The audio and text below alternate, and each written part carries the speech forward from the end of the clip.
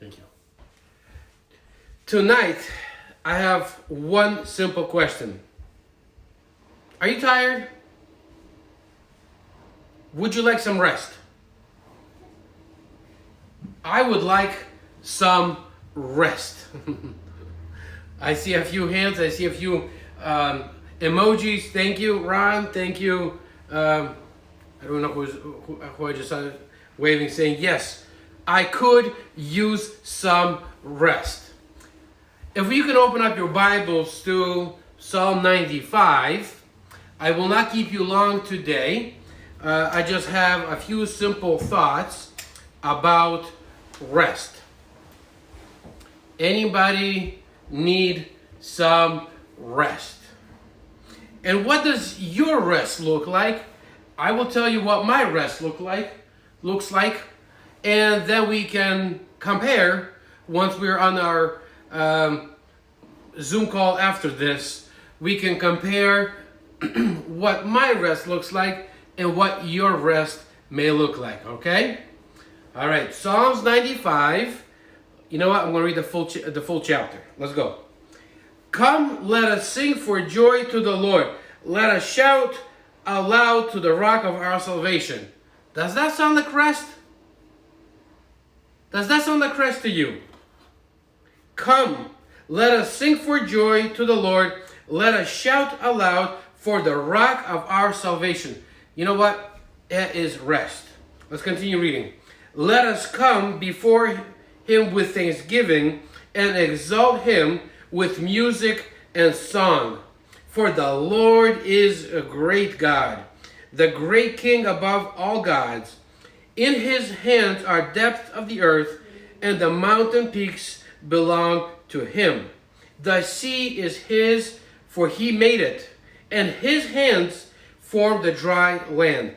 Come, let us bow down in worship. Let us kneel before the Lord our Maker. For he is our God, and we are the people of his pasture, the flock under his care.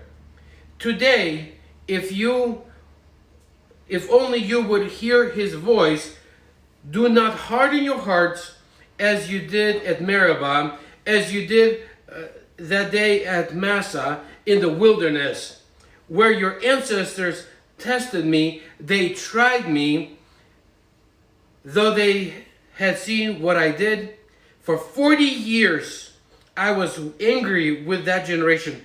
I said, they are a people whose hearts go astray, and they have not known my ways. So I declare on oath in my anger, they shall not enter my rest. Let me ask you that question one more time. Now that we read the passage, how many are looking for rest? Anybody? Yeah. I am looking for rest. I really needed this week off. Monday was so productive. I actually caught up on all of my homework on Monday. On Tuesday, I was also catching up on my homework. And on Tuesday, a friend of mine came over and we had a great time resting together. What did we do? Well, we started out with breakfast. Then we, sat in that chair right there. And then the chair was making some noises and it felt really good. It's a massage chair for those of you who did not get my joke. Then we went to lunch. And my wife prepared a beautiful lunch. We had a few things for lunch. We had a pizza, homemade pizza of all things. We had rice with chicken and masala, tikka masala, right? Tikka masala sauce on it. Then we went for a beautiful walk. After we got back from a walk, we enjoyed some more of that chair.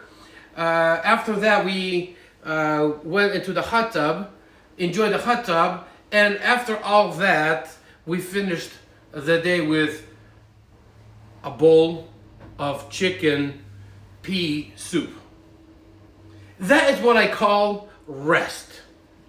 Today, my day was supposed to be very similar. Today I was supposed to continue to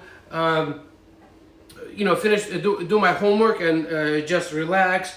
The sermon was ready, and the sermon was on rest, as obviously yesterday was a really good example of rest that I just portrayed to you. But last night, something happened. What happened last night? For those of you who don't live in New England, we had a windstorm last night. How many heard the wind howling all night? And at my old house, one of the trees decided it no longer would like to be planted. It broke.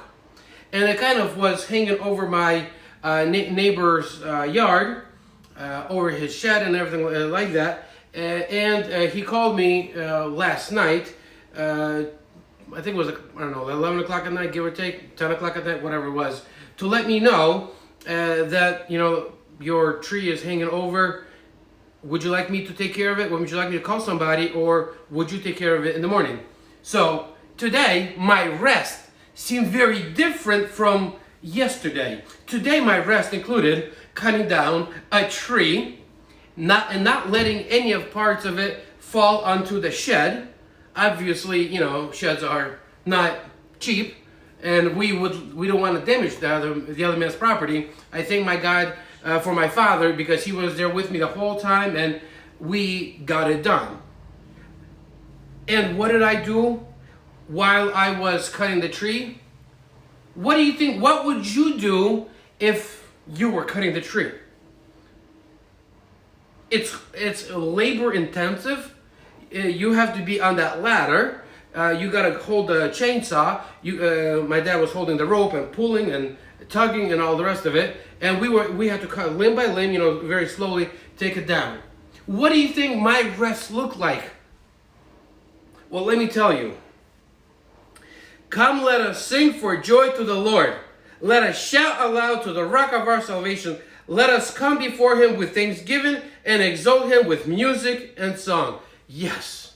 While I was resting on that tree, literally, leaning against the tree, resting against the tree, another play on words, I'm sorry. I have a lot of these corny jokes. I'm sorry. That's who I am. Love me, hate me, this is who I am. And while I was resting against the tree, I was singing. I had my AirPods in, and I had some worship music going, and I was enjoying the presence of God while cutting down this tree. Was it rest like most of us think, like yesterday's rest? No, it was a different type of rest. But God, for whatever reason, I think so I can give you an example today, had that tree break off a major limb, so God would see where my heart is. Do I praise him when I'm in that massage chair, when I'm in the hot tub, when I'm in the sauna, when I'm relaxing? Or can I praise him? Can I honor him? Can I give him praise and adoration while I am working on my day off? And I think I succeeded. My wife asked me right before the sermon, do you need any props? And I said, I need a pillow. She laughed, but I could definitely use a pillow to prove my point about rest. Of course, I'm not going to sleep on camera. That would be foolish. That would be a waste of your time. That would be a waste of a perfectly good passage. That would be a waste if I was to sleep on camera. But I'd like us to go down to verse 7. You know what? Let's go with verse 6. Come, let us bow down in worship. Let us kneel before the Lord our Maker. For he is our God, and we are the people of his pasture, the flock under his care. Isn't that amazing? Isn't that so beautiful? Isn't that restful? And as we were worshiping, I got a chance to read some of the comments, and one of the comments was, rest would be really good right now, or something to that effect. And let me tell you, rest feels good.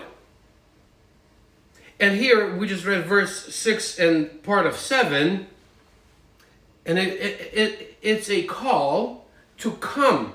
Let us bow down in worship. Let us kneel before the Lord our Maker.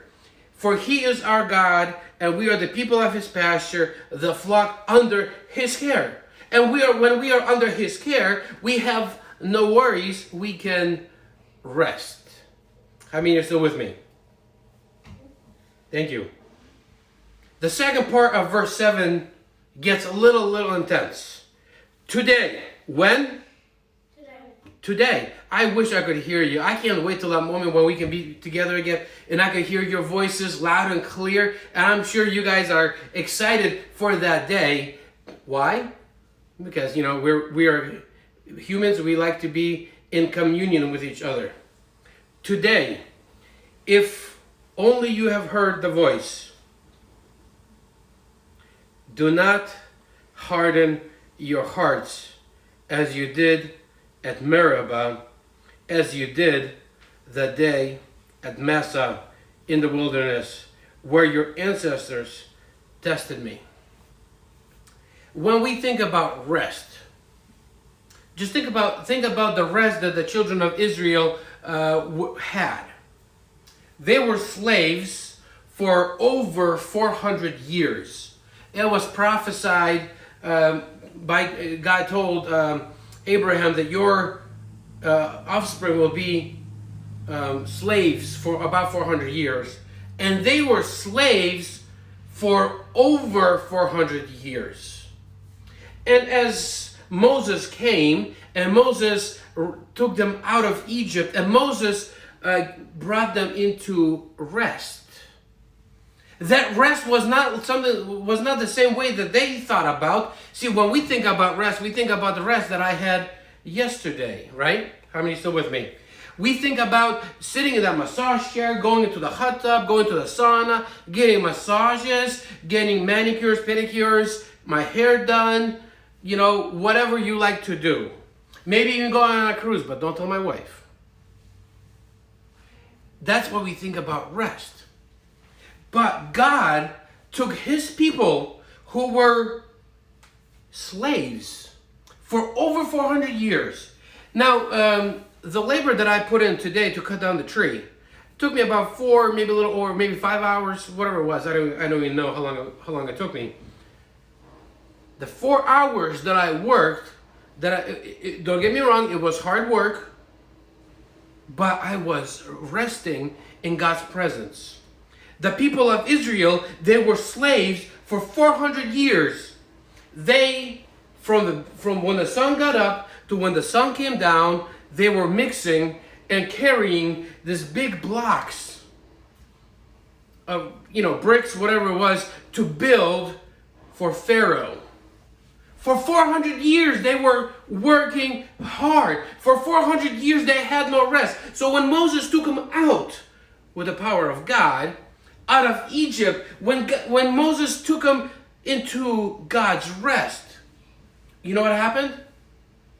They were not happy. They were remembering the food, the leeks, the onions, the garlic, the delicious slave food that they had as slaves in Egypt. Now we understand that slaves don't get fed very well, right? As a matter of fact, about 120 years ago, 150 years ago, the prisoners in Rhode Island wrote to the governor that they were mistreated because they were forced to eat crab and lobster and mussels and all the other seafood. Something that we today consider a delicacy. Crab. What do you mean they had crab as much as they want? No, they didn't have as much as they want. But that was their food. How many like crab? How many like lobster? How many like seafood? About 120 to 150 years ago, the prisoners were not happy because that's all they had. And they wrote to the governor because this was cruel and unusual punishment.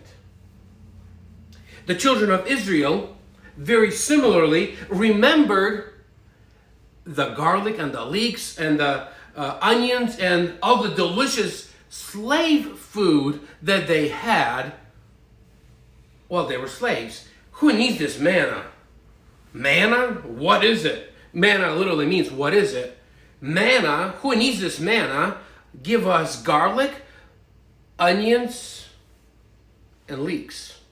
That's what we want. We remember the good parts of being in slavery. We don't remember the hard work. We don't remember the killings. We don't remember the tortures. We don't remember none of that. We just remember the good, the highlights. And God, and we'll go back to verse 7, the last part of verse 7. Today, if you hear his voice, please do not harden your hearts as you did in Meribah. How many remember what happened in Meribah? Well, let me tell you a quick story. They wanted water at all costs. They were willing to sell their souls just to get a drink of this water. They did not care about the fact that God took them out of slavery. They did not care about the fact that God's been feeding them. Can you imagine there was over 2 million men alone, not including women and children? Can you supply enough food in the wilderness, in the desert, to 2,000 men? I don't know about you, but I, as a man, I can confess that I can eat and eat and eat and eat and eat.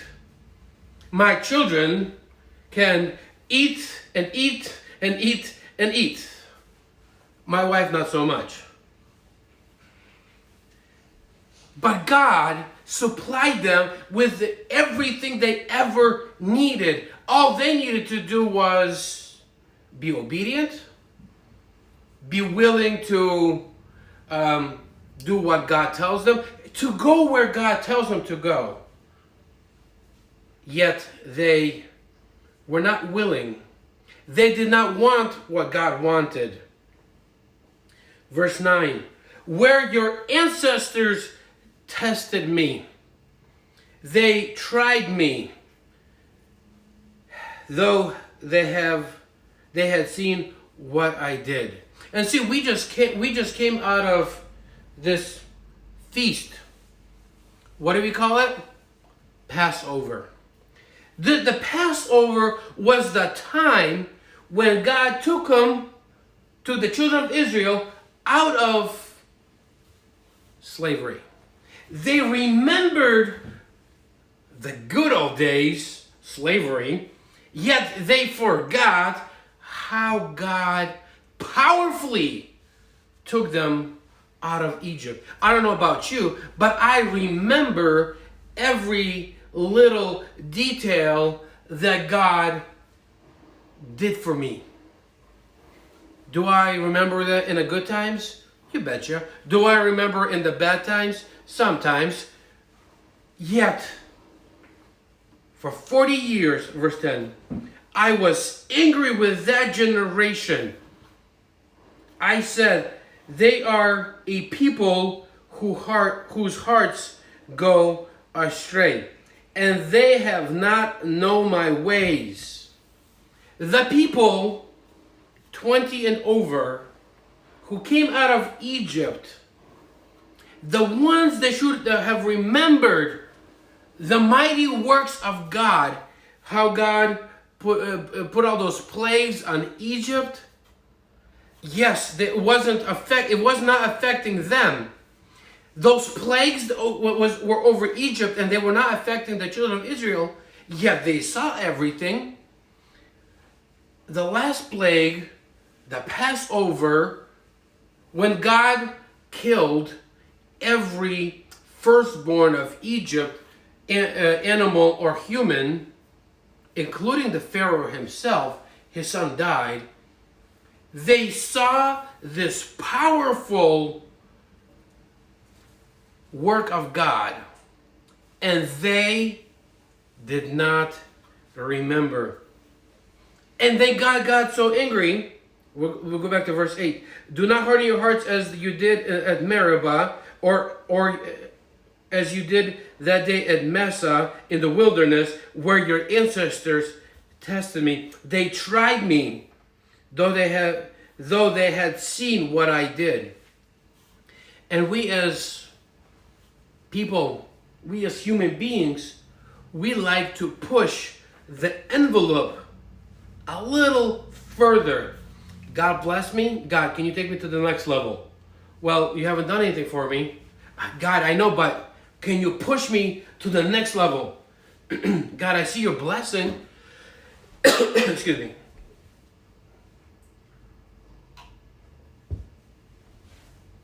Excuse me. I had to water my throat. God, I see your blessing. I see your hand of protection. I see all of this. But God, that's not enough for me. I want to go to the next level. Push me forward my way. Now, God has all the blessings in the world. God has more blessings for you than you can imagine. And we stand on his promises. We stand on his blessings. We stand on his word. And we believe it. And God does push us forward and forward and forward. Yet, we are not thankful. We remember the leeks and the garlics and the onions that we had while we were in slavery. What slavery I'm talking about? Well, for the children of Israel, it was literal slavery. For us, it could be addictions. It could be the time we were partying without God, the time we were living without God, the time we thought we knew everything without God. And yet God, in his mercy, says, I love you. Listen to my voice. Verse 7, last part of verse 7. Today, if only you hear his voice, do not harden your hearts. And the message today, as you enter into God's rest. See, God has stopped just about everything in this world. See, the enemy wanted this pandemic to run out of control. The enemy set up everything in such a way that the world just stopped. And God says, never will I leave you, never will I forsake you, never have I had any bad plans for you. Enter into my rest. The question that I want you to ask yourself is, am I testing God in this time of rest? Am I pushing God forward and saying, God, I remember the good salary I used to have. God, I remember the vacation I used to take. God, I remember all the blessings that I cannot access right now, including being in church. Am I thankful for what I have now? Or am I remembering the good old days? Am I remembering the good old ways when everything was different? Are we angering God in such a way? Verse 11. So I declared in my oath, in my anger, they shall never enter my rest. I hope that none of you have to hear these words. I hope none of you anger God so much that he makes an oath. Now, you know, when God makes an oath, he doesn't break that oath. I hope none of you anger God this much that he says, that he declares an oath in his anger, you shall never enter my rest. Why? Well, because entering into God's rest is fairly simple. Regardless if you're stuck at home, stuck in a tree, stuck at work, wherever you may be, stuck in a truck, wherever you may be. Go back to verse 1. Come, let us sing for joy to the Lord. Let us shout aloud to the rock of our salvation. Let us come before him with thanksgiving and exalt him with music and song. For the Lord is a great God, the great King above all gods. In his hands are the depths of the earth, and the mountain peaks belong to him. The sea is his, for he made it, and his hands formed the dry land. Come, let us bow down and worship. Let us kneel before the Lord our Maker, for he is our God, and we are the people of his pasture, the flock under his care. This is true rest. So the question is, are you tired? Are you willing to enter into God's rest? And the way we enter into God's rest is by giving him praise.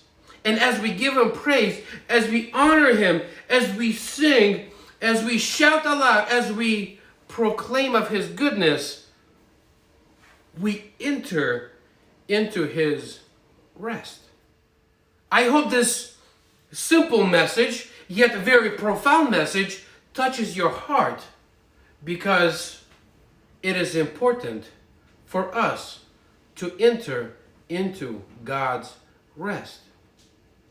And as I am on vacation this week, I am trying to daily enter into God's rest. And I advise you to enter into God's rest. How?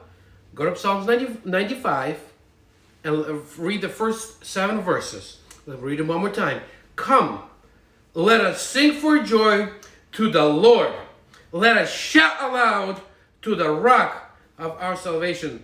Let us come before him with thanksgiving and exalt him with music and song. For the Lord is a great God, the great King above all gods.